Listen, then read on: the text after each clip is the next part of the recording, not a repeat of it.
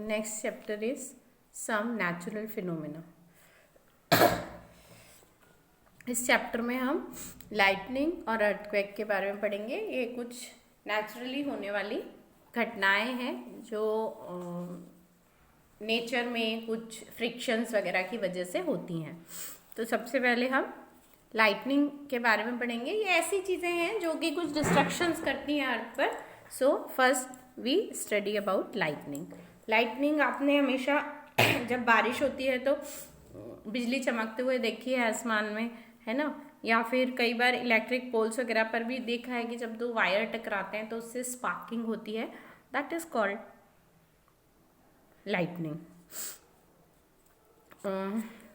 You might have seen sparks on the electric pole when wires becomes loose. ये बहुत common process है, एक common phenomena है जो हमने जनरली इलेक्ट्रिक पोल्स पर देखते हैं। लेकिन जब ये इलेक्ट्रिक स्पार्क बहुत ह्यूज स्केल पर बहुत ज़्यादा बड़ा होता है तब हम इसको लाइटनिंग बोलते हैं। पुराने समय में लोग ऐसा मानते थे कि ये जो स्पार्क्स है ये क्यों होते हैं, उनको लगता था कि भगवान किसी बात पे गुस्सा हो गए हैं इसलिए ये लाइटनिंग होती है। लेकिन बाद में साइंटिस्ट ने इसके बारे में पता लगाया और उन्होंने देखा कि जो लाइटनिंग है it is caused by the accumulation of charges in the clouds में पॉजिटिव और नेगेटिव चार्जेस इकट्ठा हो जाते हैं और वो जब आपस में रगड़ते हैं, आपस में टकराते हैं तो उसकी वजह से ये स्पार्क्स होते हैं जिसे कि हम बिजली गिरना या लाइटनिंग कहते हैं। हमें इन स्पार्क्स से डरने की कोई ज़रूरत नहीं है, लेकिन हमें इनसे प्रोटेक्शन ज़रूर करना चाहिए क्योंकि कभी कभी ये जो लाइटनिंग होती है या स्पार्क्स होते हैं ये जानलेवा भी हो सकते हैं, बहुत ज़्यादा खतरनाक भी हो जाते हैं। The sparks that the Greeks knew about. पुराने समय में जो ग्रीक लोग थे 600 BC में, वो उन्होंने देखा कि जब हम एम्बर एक तरह का रेजिन या मतलब प्लांट से निकलने वाला गम टाइप होता है जिसे कि जब फर के ऊपर रगड़ा जाता है तो ये लाइट ऑब्जेक्ट्स को अपनी तरफ अट्रैक्ट करता है।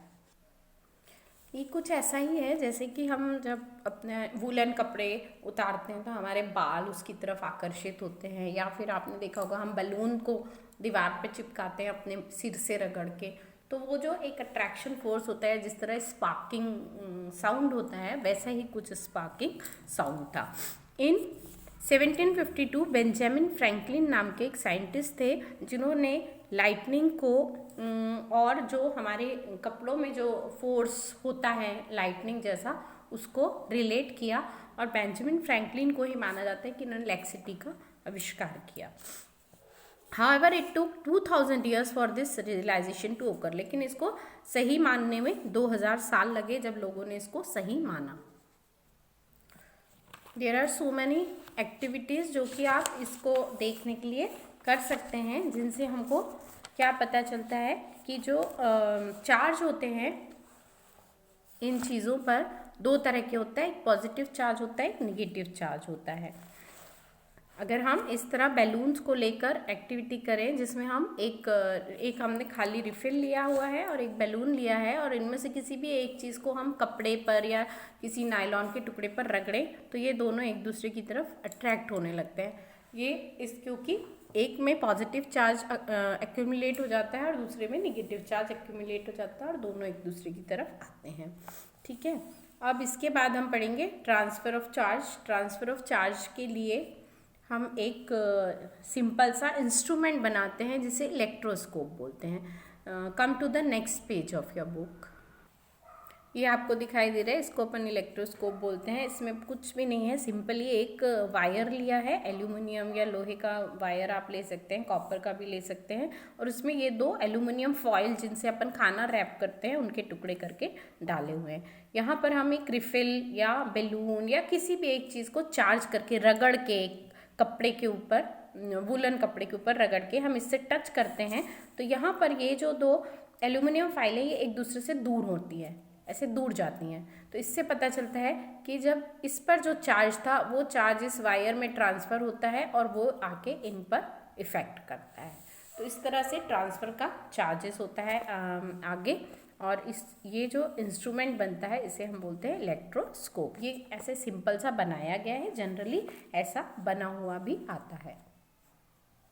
अब हम लाइटनिंग की बात कर रहे हैं, तो जो बादलों में लाइटनिंग होती है उसमें क्या होता है, ये क्लाउड्स होते हैं, कुछ क्लाउड्स में पॉजिटिव चार्ज होता है, कुछ में निगेटिव चार्ज होता है, और जब ये आपस में एक दूसरे के पास आते हैं और एक दूसरे से टकराते हैं, रगड़ते हैं, तो ये नेगेटिव और पॉजिटिव चार्ज एक दूसरे की तरफ अट्रैक्ट होने की वजह से इनमें इलेक्ट्रिसिटी या लाइटनिंग उत्पन्न होती है।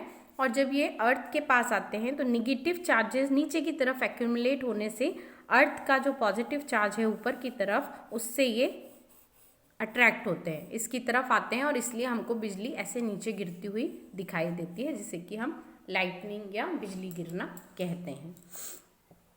बिजली गिरने से बहुत सारे नुकसान भी हो जाते हैं इस प्रोसेस से, और उन नुकसानों से बचने के लिए हमको क्या क्या करना चाहिए। Come to the next page.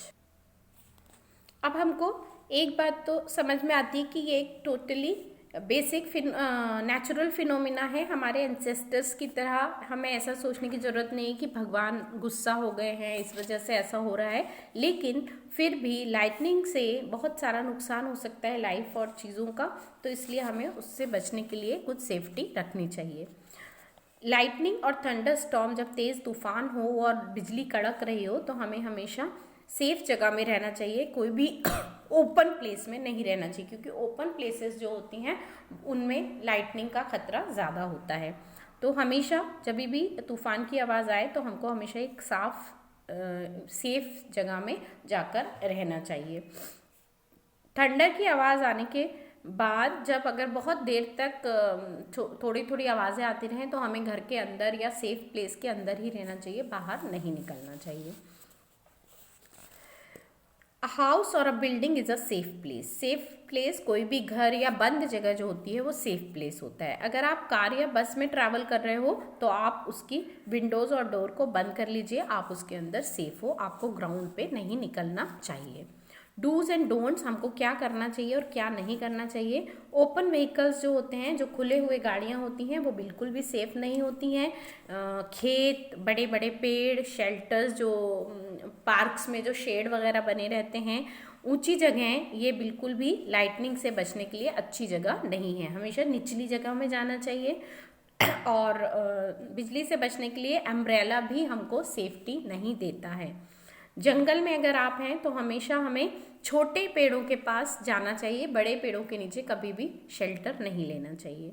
अगर आपके आसपास कोई भी शेल्टर अवेलेबल नहीं है तो ओपन जगह पे चले जाइए, पोल्स और ट्रीज से दूर रहिए, और हमेशा बचने के लिए ये जो पोजीशन है इसे स्क्वेट पोजीशन बोलते हैं। अपने घुटनों को मोड़कर और अपने सिर को हाथों के अंदर रखकर इस तरह से बैठ जाना चाहिए। ये बेस्ट पोजीशन होता है लाइटनिंग से बचने के लिए। अगर आप लेटते हैं या खड़े रहते हैं तो लाइटनिंग आपको स्ट्राइक कर सकती है, लेकिन ये जो पोजीशन होती है square position, this is the best position. इसमें आपको बैठ जाना चाहिए जब आपके पास कोई भी शेल्टर ना हो।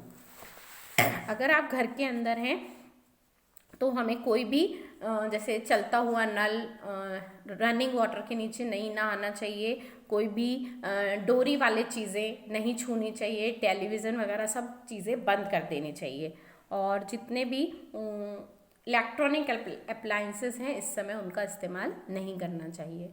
तो ये तरीके हो गए आपके लाइटनिंग से बचने के लिए। इसके बाद नेक्स्ट वीडियो में मैं आपको अर्थक्वेक के बारे में बताती हूँ।